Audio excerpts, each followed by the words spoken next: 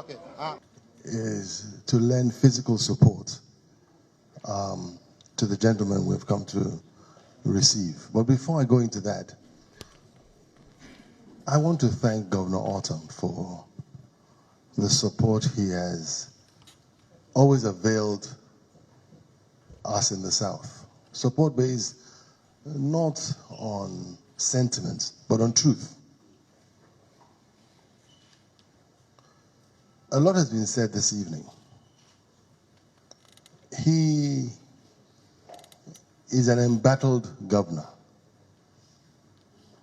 More often than not, you hear him talking about the injustice that is meted out to the people of this state.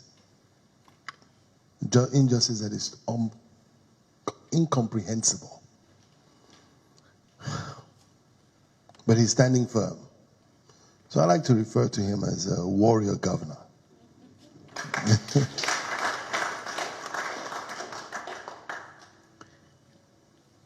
Governor Wike is also of the same class. He's a warrior governor.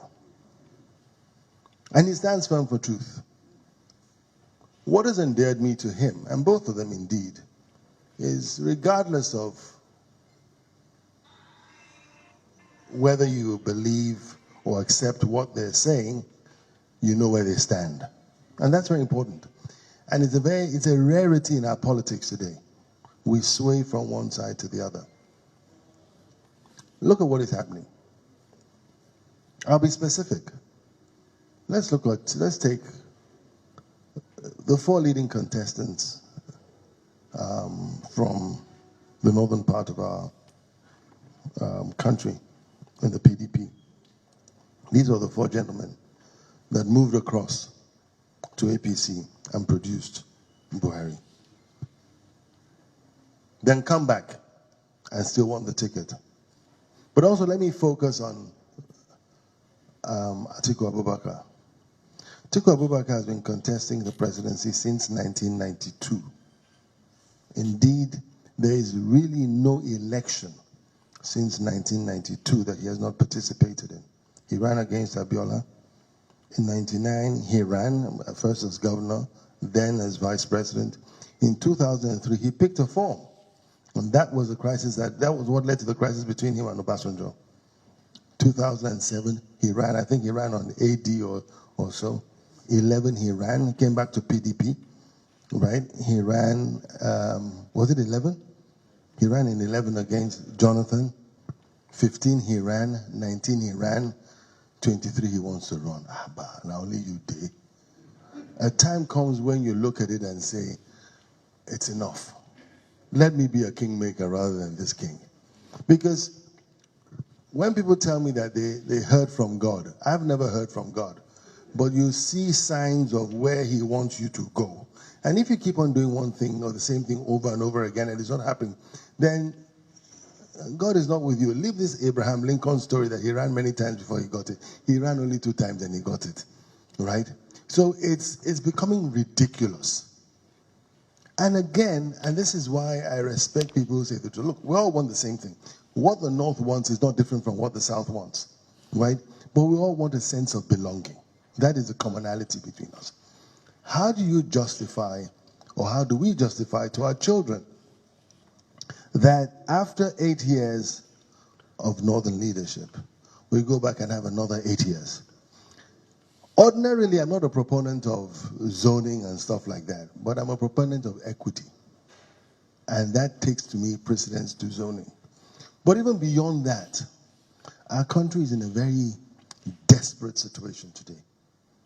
And you need a leader that is formidable, a leader that can make things right. Not the pandering that goes on here today. What we have in Nigeria is a very disgraceful leadership. I spoke to a president of one of the West African countries, and he said to me that the problem with West Africa, and indeed the problem with Africa, is that Nigeria is nowhere to be found. This is the general sentiment. Nigeria is nowhere to be found. We're fifth the population of the continent. We are by far the most outstanding nation of the continent. But when they look, there's just nobody. And so whether you like Governor Wike's presentation, as he says, whether you like the way he sees it, cut the chase. Go to the crux of the matter. Is he speaking the truth? I've had calls once or twice to say, calm down. He'll tell me, I'm not going to calm down. I say, calm down. You know? He says he won't. But you see, you can never, at least from my point of view, you cannot disregard the truth in what he says. He's outspoken. But this is not the time to be quiet. He's firm. This is not the time to pander. He's resolute. This is the time to stand firm. Because too much nonsense has gone on in this country. If we don't get it right in 23, my brothers and sisters, forget this country. If we don't get it right in 23, forget this country. The Americans thought we would collapse by 11 or 14 or 15. They thought so.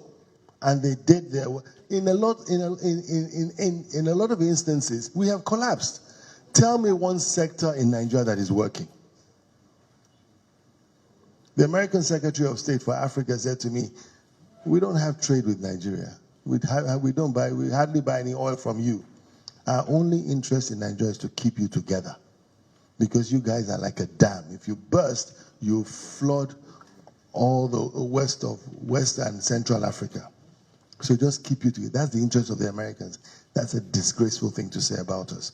So my friends, I'm here because I want to put my foot forward, put my face forward, put myself forward, that there's someone I believe in, someone I know that speaks the truth, and not the convenient truth, but the real truth. So again, I urge all of us, let's stand resolute. We're all in a desperate situation, all of us, you know, and even the people from the north are even far more desperate than we are, but they're colorblind. Thanks for checking out Symphony on YouTube. Please be sure to subscribe and like our videos for updates.